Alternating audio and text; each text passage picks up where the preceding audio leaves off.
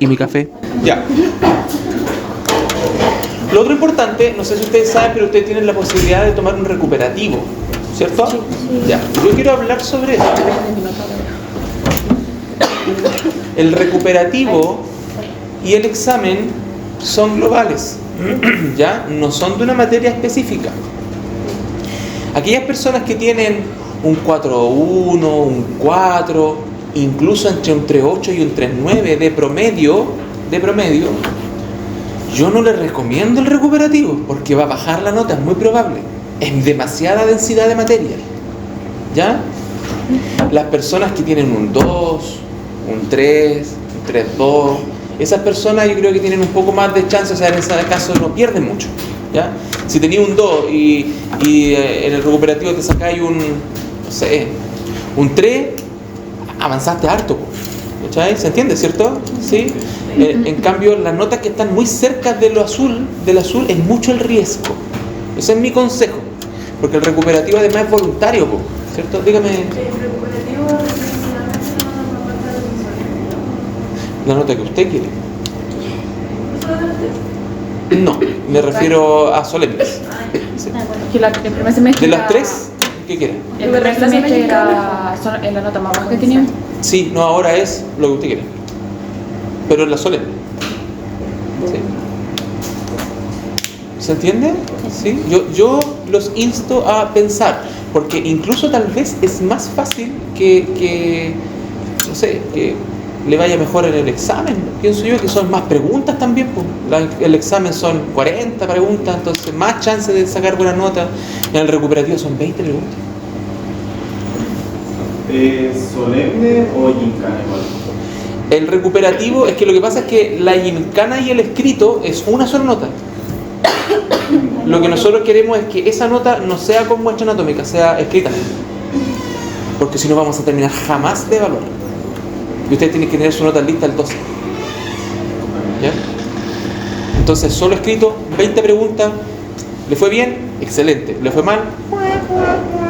O sea que la recuperativa es antes del pase. ¿Ah? Es antes del pase. O sea, sería la semana después del examen. Y la semana de exámenes es hasta el 26 de diciembre.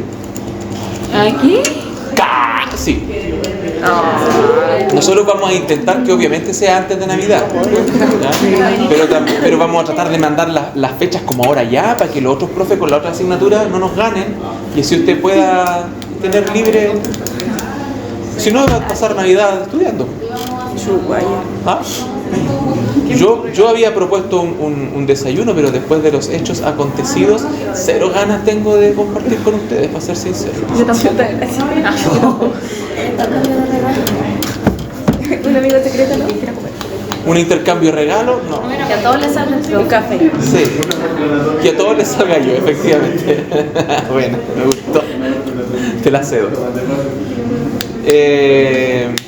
Ya, pero con las notas, ¿quedamos claros, cierto? Entonces se viene tercer solemne, como siempre, con su gincanita, ¿cierto? Su escrito, que ya está casi listo. Después viene recuperativo, rápidamente, ojalá las personas que realmente lo necesitan, ¿sí? Recuerden que es global. Y después el examen, que también es global, pero el examen tiene como más chance. Mira, las personas que se van al examen es porque tienen una nota roja o no les dio el promedio de 5, no me acuerdo. Pero normalmente si yo promedio esos tres solemnes ya habría pasado la asignatura. Entonces el examen no es como tan lapidario. Y son hartas preguntas. A veces yo repito las preguntas de otros solemnes del mismo semestre. Otras son nuevas, pero es como lo que hemos visto siempre. Y como son más preguntas, tienen más chance también de acumular puntitos, les va un poquito mejor, no entran paper, no entran rótulos, es alternativa, listo, se acabó. Lo más ágil posible, porque el término de semestre, siempre los segundos semestres de cada año son caóticos, por todas las fiestas, los feriados y todas esas cosas, ¿ya? Entonces, eso quiero comentarles, porque se queden tranquilos, el examen no es lapidario, el recuperativo sí. Yo creo que, no sé si ustedes lo han analizado, pero por razones obvias, porque hay personas que justificadamente tuvieron que faltar a un solemne, ¿cachai? Con un certificado médico, enfermos, qué sé yo, etc. Hay personas que llegan y dicen, no, yo quiero recuperar listo. Entonces como muy fácil esa posibilidad que se entrega, ¿me explico? Entonces siempre el recuperativo es como un poquito más difícil. ¿Ya? ¿Alguna duda con eso? Ya, bueno, partamos. Esto que ven aquí es un protozoo. Ya, es un calamar. Un calamar. Ya. Entonces, vamos a partir por el aparato reproductor de la hembra. Como siempre, para ponerlo en contexto un poquito, Francisca, yo les voy a comentar algunas cositas de cómo funciona el aparato reproductor de la hembra, como para ir sacando mitos también, porque uno tiende a asociar el aparato reproductor de la hembra canina con el ser humano, y la verdad es que son cosas absolutamente distintas, ¿ya? De partida, por ejemplo, yo no quiero volver a escuchar ninguno de ustedes, queridos umpalumpas, que les digan a sus tíos, a sus familiares, que la perrita está menstruando, porque eso no existe en los cánidos. La menstruación es el desprendimiento del endometrio del útero en el ser humano, ¿cierto? Ok, en la perrita el endometrio jamás se desprende. Lo que ustedes ven cuando la vulva está con sangre en la perrita, de partida no es sangre como tal, es un líquido cero sanguinolento, ¿ya? Es un exudado cero sanguinolento.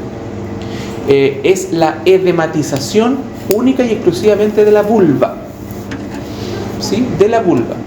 No es que esté sangrando el útero internamente y que esa sangre caiga por la entrada vaginal, ¿ya? Eso súper claro. No vamos a ponernos a hablar de hormonas, nada por el estilo, eso ya le corresponde a los cabritos que están ahí atrás. Pero no confundamos esas cosas, ¿ya? Lo siguiente es que la perrita entra en celo normalmente 2 veces al año. Y cuando usted ve a la perrita sangrando, no está en celo. No está en celo. Esa etapa se llama proestro. Cuando ella deja de sangrar, cuando esta vulva deja de edematizarse, aproximadamente dura 10 a 15 días, dependiendo del individuo. Después de eso, la perra realmente entra en celo. Y son como 5 días en los que ovula. El celo dura 10. Ahí la perrita es receptiva al macho. Durante el periodo donde la perrita está con la vulva edematizada, ella no es receptiva al macho, por eso lo muerde, anda con la colita metida entre medio, ¿cierto? ¿Ya? Eso. 10 a 15, 10 a 12 días en realidad dicen los libros de literatura, ¿ya? Bien. Hay un aparato genital externo y un aparato genital interno reproductivo, ¿cierto? En general. El aparato genital externo yo lo voy a dejar más o menos por aquí, voy a poner aquí como el límite, ¿cierto? Esto, aquí está la cola, ¿se entiende, cierto? Ya. Este es el periné, por decirlo así, ¿cierto? Y para acá ya es intraabdominal. Por aquí abajo voy a dibujarlo con líneas punteadas, así. Yo voy a encontrar la vejiga. ¿Por qué? Porque estoy mirando el útero desde arriba. Estoy mirando desde arriba el útero, ¿cierto? Una vista dorsal. Y yo le saqué un pedacito ahí al cuerpo del útero para poder verlo por dentro. Y la vejiga se encuentra aquí abajo. ¿Ya? ¿Se entiende? Ya. Esto que ustedes ven acá es la vulva. Vulva. ¿Sí? Y la vulva está comprendida por 2 labios grandes. ¿Sí? Solo 2 labios, una comisura labial y un clítoris. ¿Sí? Y la vulva corresponde al límite caudal de la vagina. Por lo tanto, la vulva no es la vagina. La vagina es toda esta cavidad que está aquí. Y la vagina tiene un fondo vaginal, y esta zona de aquí que corresponde al vestíbulo vaginal. Vestíbulo vaginal. En el vestíbulo vaginal yo encuentro muchas glandulitas anexas que provocan lubricación, mucosidad, protección inmunológica, etcétera, al aparato reproductor de la hembra. ¿Sí? Por lo tanto, la zona del vestíbulo vaginal es la que contiene las glándulas. Esa información es importante, guárdala en su corazón. ¿Ya? Bien. A ese nivel también tengo esto que está aquí, que se llama meato urinario, que no es más que la salida de la orina. Es decir, esa es la salida de la uretra. la orina que viene desde la vejiga sale por aquí. No es tan simple observar el meato urinario como por ejemplo en el macho, donde usted ve el pene, ¿cierto? Y en la puntita del pene tiene la salida de la uretra, la mucosa uretral hacia adentro, etc. En la hembra no, en la hembra tú tienes que con un espéculo, por ejemplo, abrir los labios vulvares y ver el fondo y el piso del vestíbulo, por decirlo así, ¿cierto? Y ahí vas a encontrar la uretra. Y por eso que de repente en las hembras felinas es súper complicado poder colocar una sonda por la uretra. En el macho no, ¿ya? En la hembra felina y canina es un poquito más difícil. No digo imposible, de hecho yo lo hago siempre, pero es más complicada la técnica, ¿ya?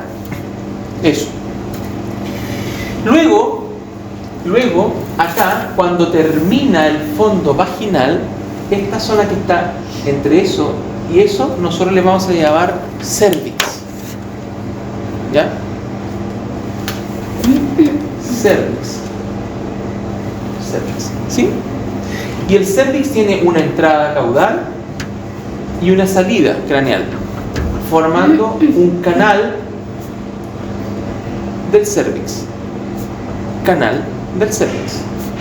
¿Sí? Perfecto.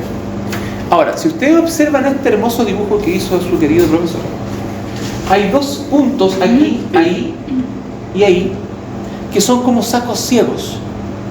De hecho, si yo hiciera como una endoscopía aquí dentro, una endoscopía rígida dentro del fondo vaginal, yo encontraría esas porciones ciegas ahí hacia el lado, que es como un callejón sin salida, alrededor del orificio si yo lo veo desde frente, sería así. Y así, ahí está la entrada, ese es el cuello uterino, ¿cierto? La entrada. Y esta zona de aquí alrededor es más oscura porque es más profunda, lo estoy viendo desde atrás, ¿cierto? Y esa zona corresponde a esto. Y esto se denomina fornix. ¿Ya? Fornix. ¿Se entiende? Sí. Perfecto. Sofi que está afuera dice que está cerrado.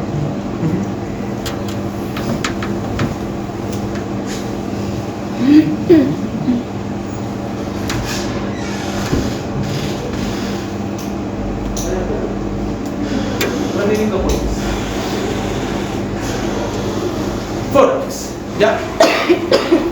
Luego del fornix, nosotros tenemos aquí esta zona de acá que corresponde al cuerpo del útero. Cuerpo del útero. ¿Sí? Eso es el cuerpo del útero. Luego, por favor, estos no son trompas. ¿Ya? No son trompas. Como dice las Valentinas, no son trompas de Felipe. ¿Ya? Estos son cuernos uterinos. En los animales se les denomina cuernos. ¿Ya? Cuernos uterinos. La vaca, la yegua, la perrita, la gata, cuernos uterinos. ¿Sí? Luego, ovarios. Y el ovario tiene un salpinx o una tuba. Tuba ovárica o salpinx con X, ¿ya?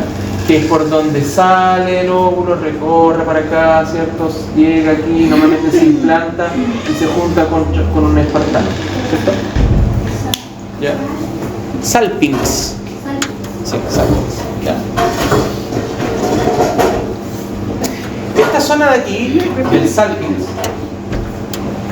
es donde ocurre la mayor prevalencia de gestaciones ectópicas. ¿Qué significa eso? Que normalmente un óvulo fecundado por un espermatozoide debería implantarse aquí, en el cuerno, porque ahí crece el bebé, ahí crece el cachorrito, ¿cierto?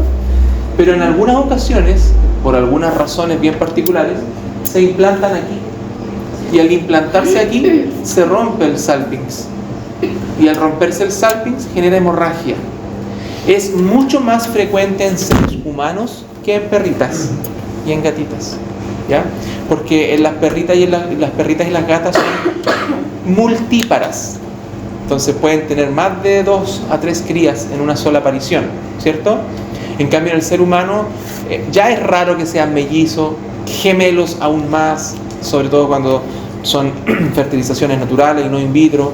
Entonces es monóparo, ¿cierto? O uníparo, y la posibilidad de que se implante acá es más alta en seres humanos, y esto es una urgencia médica, ¿ya?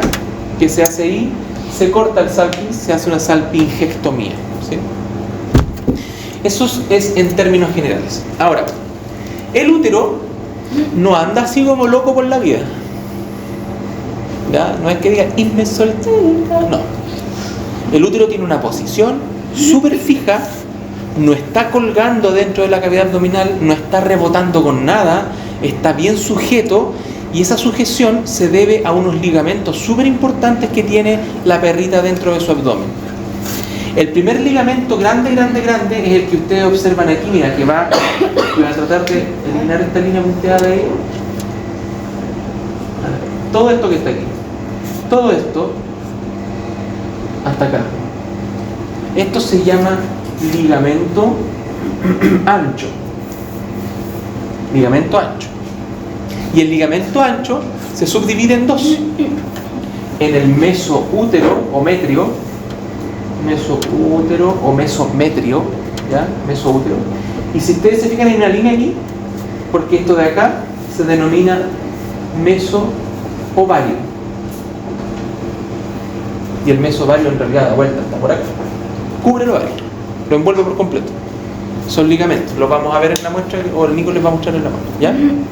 Mesoútero, mesovario, ambos se juntan y forman el ligamento ancho, ¿ya?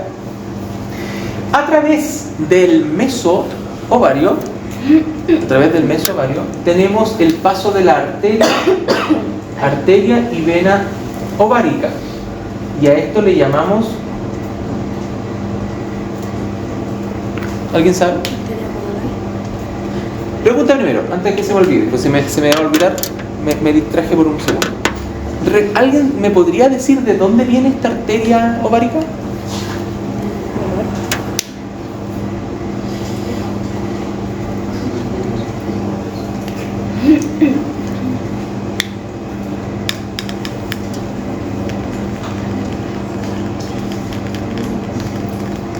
O sea, no han estudiado nada de cardio para el solemne.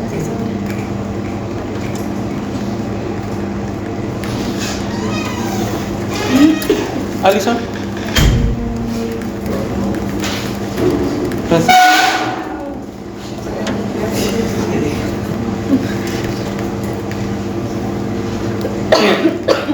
¿No?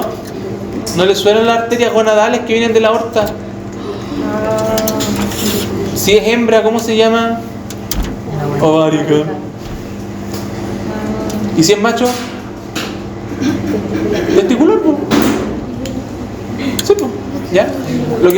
Lo que les quería decir es que el conjunto de la arteria y la vena se llama pedículo ovárico.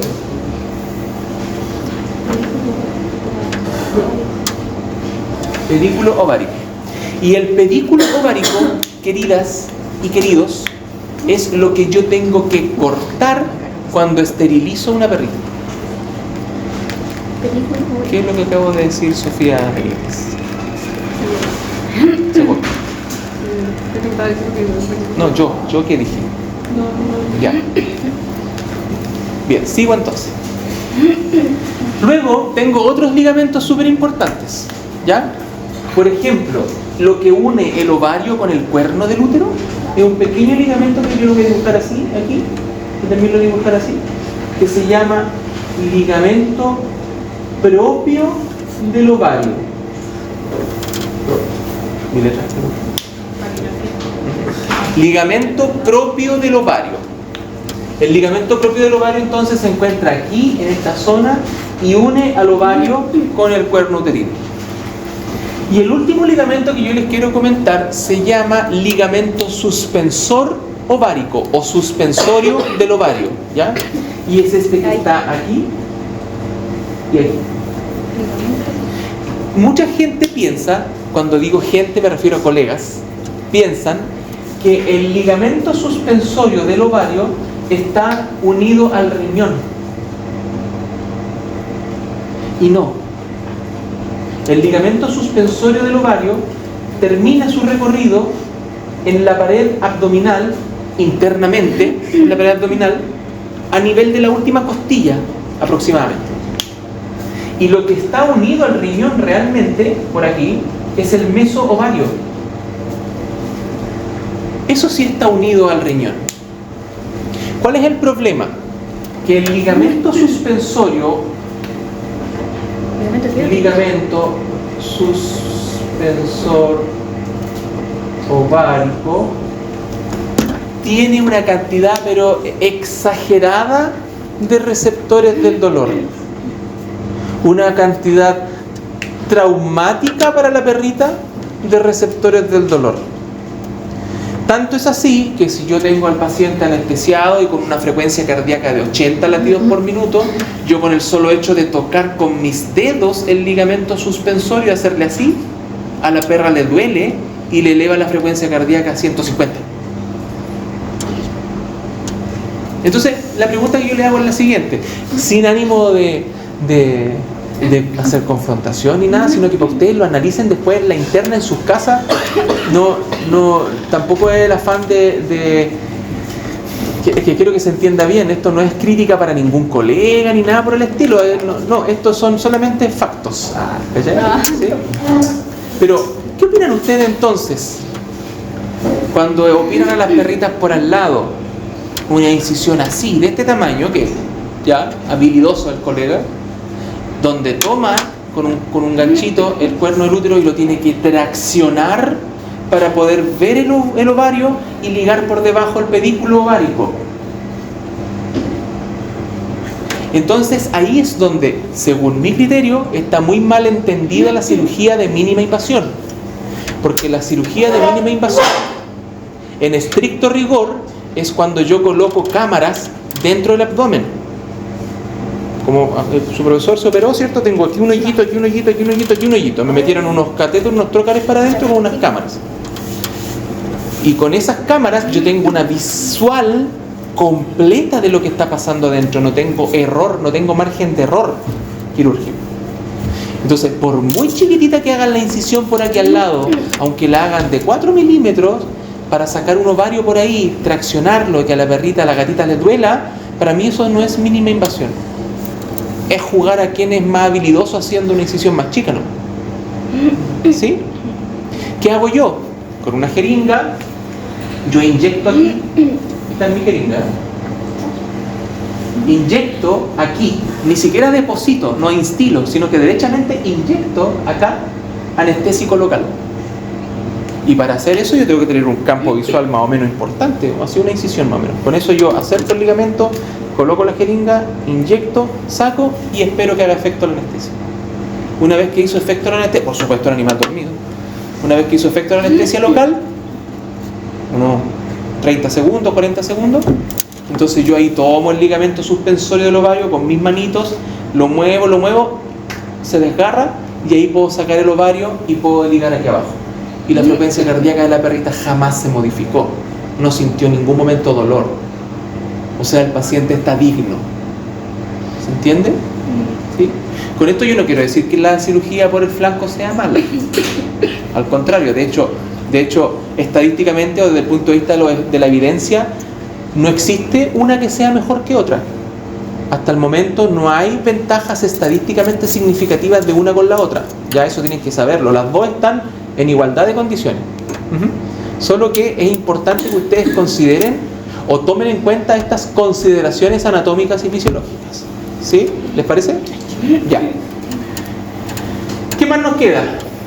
Bueno, probablemente en la clase del viernes yo les voy a profundizar un poquito más respecto del ovario. Ya hoy día no, porque es demasiado largo, pero para que recuerden, el ovario, aquí está el salpinx o la tuba ovárica, ¿cierto? Este ovario completo está envuelto en una membrana que se llama bursa ovárica, ¿sí? Y la bursa ovárica se une aquí, ¿cierto? Al salpinx a través de un meso, de otro ligamento que se llama mesosalpinx, con X, ¿ya? El mesosalpinx, ¿sí? Y el salpinx, esa tuba como corrugada, ¿cierto? Tiene un infundíbulo aquí, tiene un istmo, ¿cierto? Y tiene una ámpula. ¿Ya? Ámpula, istmo, infundíbulo. Lo voy a dejar anotado. ¿Ya? Ámpula o ampolla, istmo, infundíbulo. Todas esas partes son del ovario, de la tuba ovárica o salpinx, ¿ya? Salpinx. ¿Alguien le quedó duda de eso? ¿Cómo se llama qué? Infundíbulo. Infundíbulo, sí. ¿Ya? Repetimos entonces, ¿cómo se llama ese ligamento grande que está acá? Ancho. ¿Y se dividía en cuántos? ¿Cuál? Mesoútero. ¿Qué otro nombre tenía el útero? Mesoútero. Mesométrio, ¿cierto? Ya. En las vacas, por ejemplo, existe el intercornual que va aquí. En las perras no. Así que, pero dato más. Luego, ¿cómo se llama esta estructura que encontramos en el mesovario? El pedículo. Pedículo ovárico, no pedúnculo. Estamos hablando de... No, eso es cerebro, ¿cierto? Ya. Pedículo ovárico. ¿Y qué es el pedículo ovárico? Arteria y vena ovárica. ¿Y de dónde viene la arteria? De la aorta, de las gonadales, ¿se acuerdan? Ya, perfecto. ¿Cómo se llamaba el ligamento que unía el ovario con el cuerpo uterino? Ligamento propio del ovario. ¿Cómo se llama el ligamento que mantiene suspendido el ovario en la cavidad abdominal? Ligamento suspensor ovárico. En este momento ustedes saben más que los estudiantes de quinto. Eso es más que decir. Mira, ni siquiera he profundizado más. Pero profundicemos, ¿les parece? No. Ya. ¿Cómo se llama el aparato genital externo? Vulva. Eso todos deberían responderlo así al unísono, ¿eh? ¿Ya? No quiero que nunca más, por favor, de verdad. A mí me da una rabia así cuando me dicen, no, esa es la vagina del perro. No, la vagina está dentro, no se ve. ¿Ya? ¿Cómo se llama esto? Vulva. ¿Cómo se llaman estos? Labios. Lo que está al medio, clítoris. ¿Ya? ¿A qué corresponde la vulva? Al límite caudal de la vagina. ¿Sí? El aparato reproductor, o sea, el órgano genital externo, porque se ve, ¿cierto? Ya. La vagina se dividía en un fondo vaginal y un vestíbulo. ¿Cuál de los dos contenía las glándulas? El vestíbulo. El vestíbulo contiene las glándulas vaginales. ¿Cuál es la función? Producir mucosidad, inmunidad, lubricación. ¿Sí? Ya. En el vestíbulo también observamos, ¿qué cosa? El meato urinario, que es la salida ¿de quién? De la uretra. No me diga uréter. Los uréteres vienen del riñón. Son 2 riñones. Cada riñón trae un conducto de orina hacia la vejiga y cada uno de ellos se llama uréter. Pero la vejiga tiene un solo conducto de salida hacia el órgano genital externo que se llama uretra. ¿Ya? La uretra entonces ahí. ¿Sí? Y la zona específica se llama meato urinario. ¿Sí? Luego acá tengo esta parte de aquí que se llamaba cervix o cuello uterino. ¿Ya? Que tiene un límite o una entrada caudal y una salida craneal, formando un canal del cervix. ¿Cómo se llamaba esa zona que está ahí? Fornix, ¿cierto? Y luego viene el cuerpo. Estos se llaman cuernos uterinos. Y listo. Los felicito. Un aplauso a ustedes. ¿Qué sigue ahora? El macho opresor misógino. Ya. El macho. Oye, todavía hay gente que no quiere castrar a sus perros porque piensan que el perro va a ser menos macho. Yo tengo un tutor así, por suerte uno, y es súper jodido, y cada vez que va a la clínica yo le digo que tiene que castrar a su perro. Que no, es que esto es una cuestión de familia, y que por qué lo vamos a castrar, es que no, pobrecito, lo vamos a hacer pasar por eso, después qué va a hacer con... Pero sí indignado, ¿eh? No es que esté jugando, de verdad. Mira, cuando la piensa, atención, porque aquí es como que cuando se liga, esto se liga con la materia. Si no me ponen atención, yo no voy a volver a repetir. Cuando el tutor piensa como, ya, podría ser, cuando le digo, lo que pasa es que su perro es un perro de raza grande.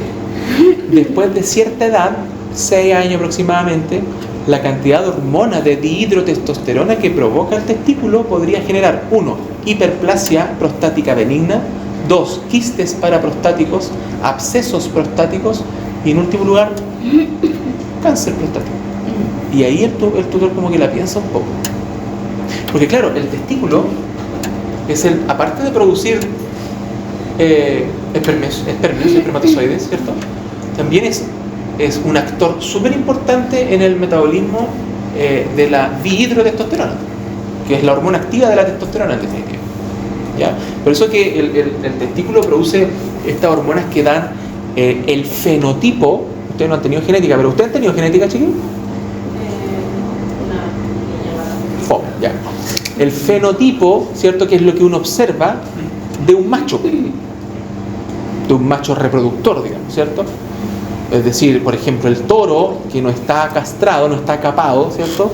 Es un animal que genera más masa muscular, tiene más crecimiento, etcétera, y tiene conducta reproductiva. En el perro pasa lo mismo, ¿ya? Entonces eso es lo que los tutores tienen miedo a perder, ¿ya? Ahora, desde la observación, los testículos del perro, a diferencia de los testículos del gato, ¿cierto?, son pendulantes.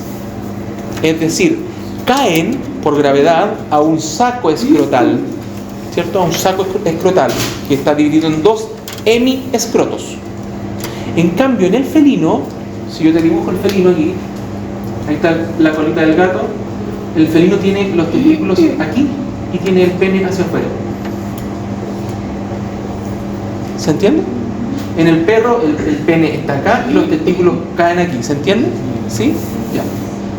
Entonces, este tipo de aparato genital externo en el canino, tienen que ustedes recordar que sus testículos son pendulantes. En cambio, en el gato son perianales o perineales, porque está en el periné, en definitiva, en la zona perineal. ¿Se acuerdan de la topografía anatómica de la pelvis por detrás? ¿Sí? Ya. Esto acá. Ahora. Pendulantes. ¿Ya? Ahora, los testículos del perro originalmente nunca, el animal no nace con el testículo dentro del escroto. El animal nace con el testículo adentro de la cavidad abdominal. Esto es la cavidad abdominal, ¿cierto? Ya. Y ahí la conexión con la arteria gonadal es mucho más cortita. Pero ¿qué pasa?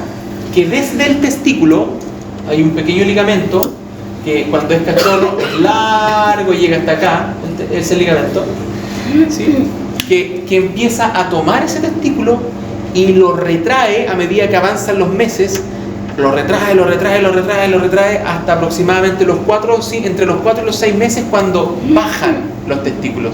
¿Se han dado cuenta que hay colegas o el médico, no sé si le ha tocado, que dicen ya le están bajando los testículos? ¿Sí? Eso se debe a este ligamento especializado que se llama retinaculum testis. Hay animales que a veces no le bajan. ¿Cómo se llama lo que acabo de decir? Retinaculum testis. No, ella. Ya lo dijeron. Concéntrense, porque les pasó en este solemne que yo pregunté cosas que dije en clase y que no están en las diapos. ¿Ya? De nuevo, este ligamento que toma el testículo, lo retrae, hijitos míos, y lo deposita en la bolsa escrotal, se llama retinaculum testis. Retinaculum testis. ¿Ya? ¿Sí? Lo retrae. Y que después se va a convertir en algo que se llama ligamento propio del testículo. Que después se va a convertir en algo que se llama ligamento propio del testículo. ¿Ya? Cuando cae, cuando se deposita en el saco escrotal, esto que está aquí es súper importante y se llama cordón espermático.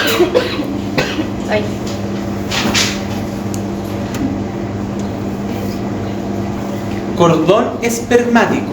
Y el cordón espermático incluye arteria y vena testicular e incluye el conducto deferente, con la salvedad que este vaso sanguíneo, la arteria y vena, se empiezan a enrollar sobre sí mismo, se enrollan, se pliegan muchas veces, aumentando la superficie de contacto ¿cierto? Y a eso nosotros le denominamos, específicamente a eso, le denominamos plexo pampiniforme. Plexo pampiniforme. ¿Y para qué es? Se preguntarán ustedes. El plexo pampiniforme, como aumenta la superficie de contacto al ser tan serpenteante, tiene mayor posibilidad de controlar la temperatura del testículo. Recuerden ustedes que el testículo tiene que estar siempre por lo menos 2 grados bajo la temperatura corporal, porque si no el testículo no puede hacer espermatogénesis, no puede producir espermios. Si los testículos están a 38 grados, igual que el abdomen, los espermios se mueren. ¿Ya? Entonces esto, con el aire, con la brisa, ¿cierto? Al estar lejos de la cavidad abdominal, el plexo pampiniforme favorece el control de la temperatura del testículo. ¿Ya? Luego, el conducto deferente, que es ese azulito que ustedes ven ahí, se comunica con esta otra estructura grandota que está aquí pegado al testículo, que se llama el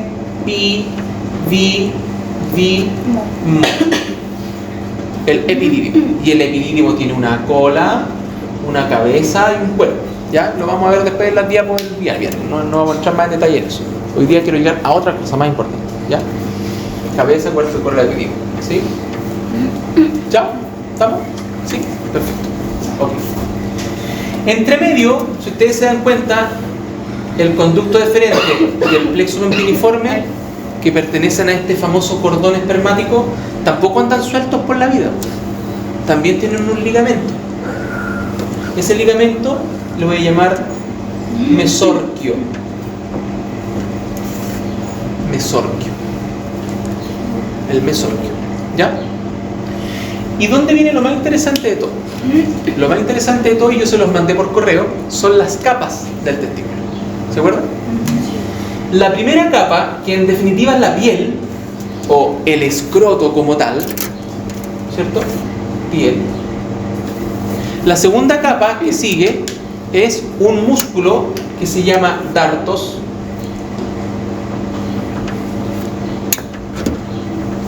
Dartos.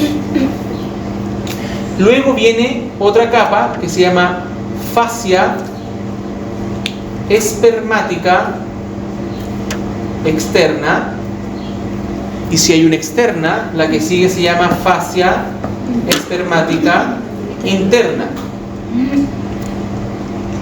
Luego viene otra capa que se llama túnica vaginal parietal, y luego viene otra que se llama túnica vaginal visceral, y por último la túnica albuginea,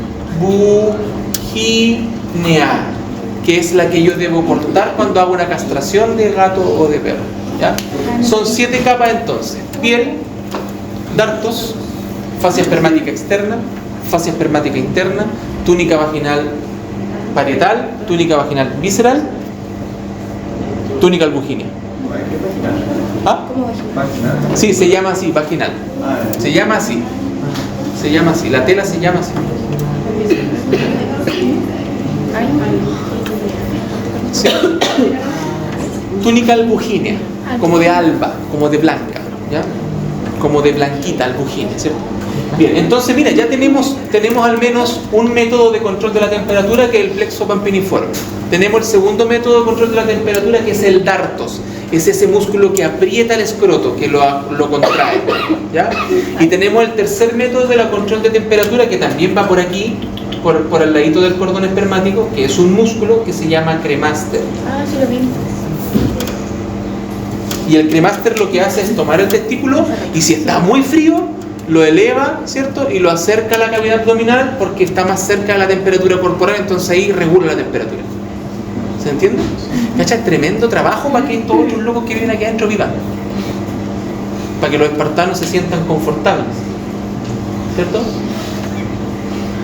Son súper... La vida, la naturaleza es súper delicada.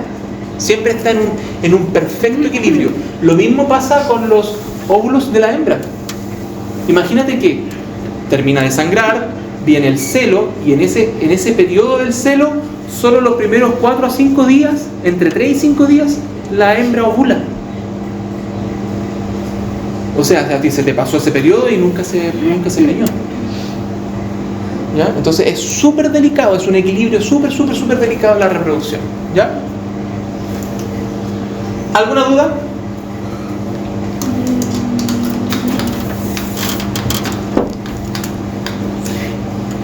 Bien. Lo último, voy a borrar ahí. ¿Qué va a borrar?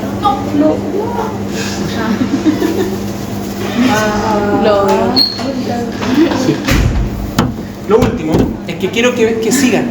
Quiero que sigan esto. Mírenme el lápiz. Mírenme el lápiz porque esto es importante. Mírenme el lápiz. Voy a seguir aquí el conducto deferente que lleva los espermatozoides, ¿cierto? Lo lleva. ¿Y por dónde sale? Por la uretra, cuando el perro tiene que eyacular, ¿verdad? Entonces, ¿cómo se juntan los caminos aquí? Ok, voy a dibujar la vejiga urinaria. Vejiga urinaria. Por acá viene un uréter, por allá viene otro uréter de otro riñón. Y la vejiga tiene un conducto que se llama uretra. Muy bien. La uretra da vuelta por detrás de la pelvis en el perro. Por detrás de la pelvis. Por ahí, por aquí. Y emerge entre los músculos bulbocavernosos o bulboesponjosos, isquiocavernosos a través del pene, ¿cierto? De su meato urinario. Media vuelta. Efectivamente, cuando yo tengo que colocar una sonda uretral, por ejemplo, tengo que entrar por acá, paso, siento una resistencia debido al hueso de la pelvis, ¿cierto? Al isquion, y doy, trato de empujar, y de repente, ¡pum!, sale, avanzo, llega aquí la sonda, y cuando veo que sale pipí, es porque estoy en el lugar correcto. ¿Ya? Así funciona.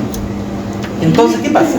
Que este conducto deferente llega justo a esta zona que está aquí, en donde encontramos una vesícula seminal súper importante en los perros más que en los gatos y en los seres humanos, por cierto, que se llama próstata.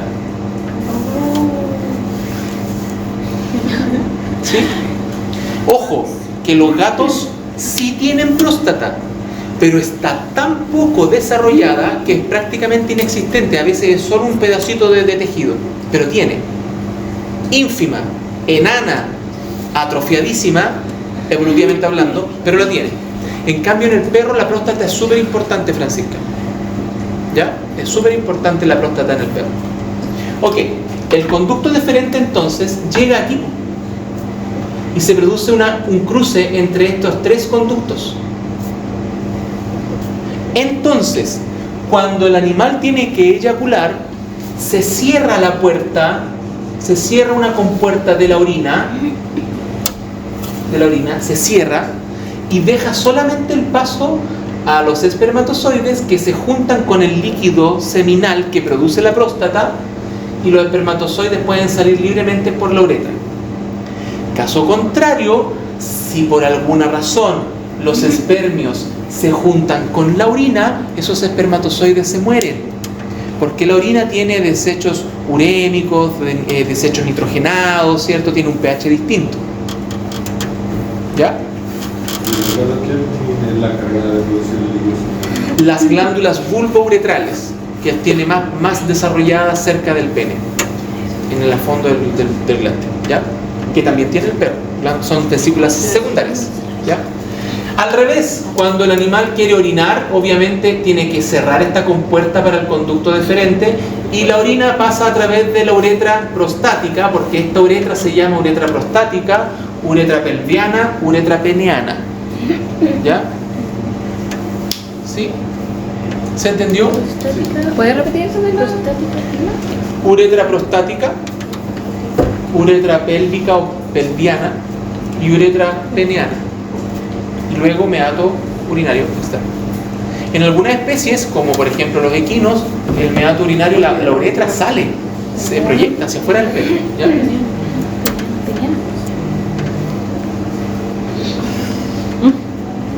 ¿Sí? ¿Alguna duda?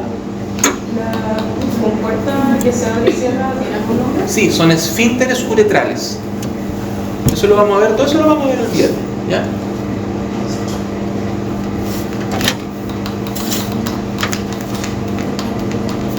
¿Alguna duda? todo ok? Ya, ok. Las capas entonces, la más externa, la que sigue, dartos. Dartos. Después, Fascia espermática externa. después, Fascia espermática interna. después, Túnica vaginal. después, visceral, después, Túnica vaginal. no túnica vaginal albuginia, túnica albuginia. ¿Ya?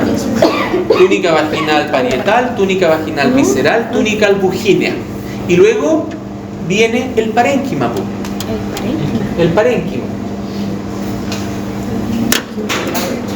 Hay órganos que son parenquimatosos, como los pulmones, que tú los puedes tocar. El hígado es un órgano parenquimatoso que es compacto, por decirlo así, ¿cierto? Compacto. Y el testículo es un órgano parenquimatoso, es compacto.